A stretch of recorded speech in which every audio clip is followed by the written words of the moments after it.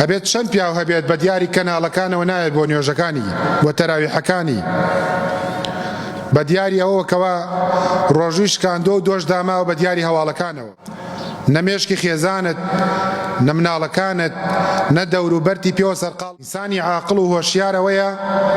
بۆ خۆی لە دوورەوە تەماشا کات و دەرز و وانە وەرەگرێت و خۆشیە پارێزێ لە کاتی فیتنە ئینسانە بێت پەیوەست بێ بە ماڵی خۆیەوە وە زمانی خۆشی بگرێت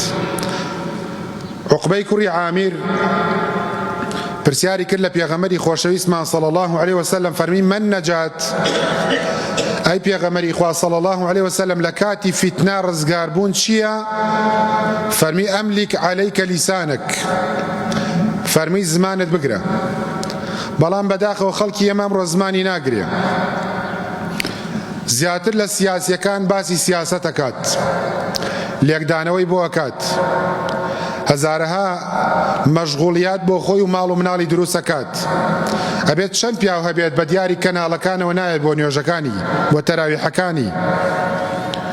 بە دیاری ئەوە کەوا ڕۆژووی شکاندۆ و دۆش داماوە بە دیاری هەواڵەکانەوە بەڕاستیەکەی ئەوە کارێکی خراپە ئەملیک عەلەیکە لیسانک زمانی خۆت بگرە ئەم شەڕە شەڕیاوەیە ئەمە واکە ئەمریکا واکە ئیسرائیل واکە زمانی خۆت بگرە هەر لێکدانەوەیەک شتەیە با لە مێشکی خۆتا بێت نە مێشکی خێزانت نە مناڵەکانت نە دەوروبەرتی پێوە سەرقاڵ مەکە ئینسانی عاقڵ و هۆشیارەوەیە بۆ خۆی لە دوورەوە تەماشا کات و دەرز و وانە وەرەگرێت و خۆشیە پارێزێ و پاشان فەرمی وەلیەسەعکە بەیتوک ماڵەکەت با فراوان بێت لە ماڵەوە بە مێرە دەرەوە لە کاتی فیتنا هاتوچۆ مەکە ماڵە و ماڵ مەکە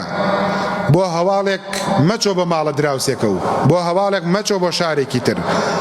لەو کاتانە مەچۆ بۆ شارێکی تر نەوەکە گیر بخۆیت و نەتوانی بێیتەوە و پاشان فەرمووی وەبکی عەلا خەطیئەتیک بۆ تاوانەکانت بگری ئێمە دەبوو لە ڕەمەزانە لە دوای تەراویحەکان و لە دوای نوێژەکان بڕۆینەوە لە ماڵەوە سەر بکەین بە کۆشی خۆمانە بگرین بۆ تاوانەکانمان چیمان داوە لە شەڕی ئیسرائیلێک دوژمنایەتی خواکە تۆ بە تەمای ئیسفادەی لێ بکەی لتجدن أشد الناس عداوة للذين آمنوا اليهود دجمن ترين سرسقت ترين دجمن بريتيا لجولكا ئەوان وەفایان بۆ پێغەمبەرانی خوانیە ويقتلون الأنبياء بغير حق ويقتلون النبيين بغير الحق ڕۆژی سیچل پێغەمبەریان کوشتووە سەلامی خۆیان لەسەر بیسە تۆ بە تەمای ڕەحم بە مناڵی مسلمانان بکەن ڕەحم بە ئەهلی کوفری هاو بابەت و هاو کوفی خۆیان بکەن بۆی چاوەڕوانی ئەوە نەبی ئیسرائیل دابنشێت هەر کاتێک کە ئاگرێکی فیتنا کوژێتەوە ئەوان هەڵیەکیسێننەوە كلما أوقدوا نارا للحرب أطفأها الله خۆ ئەگەر ڕەحمەت و فەزلی خوا نەبێت ئەوان دایما ئاگری فیتنیان هەر لە گەشایە چونکە جوولەکە قەومێکی پیسن بەڕاستیەکەی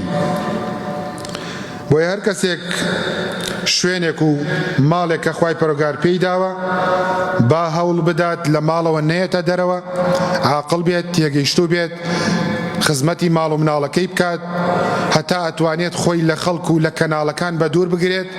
ئەو کاتە مێشکی مرتاح بێت ئیسفادە لە عیبادەتەکانیەکە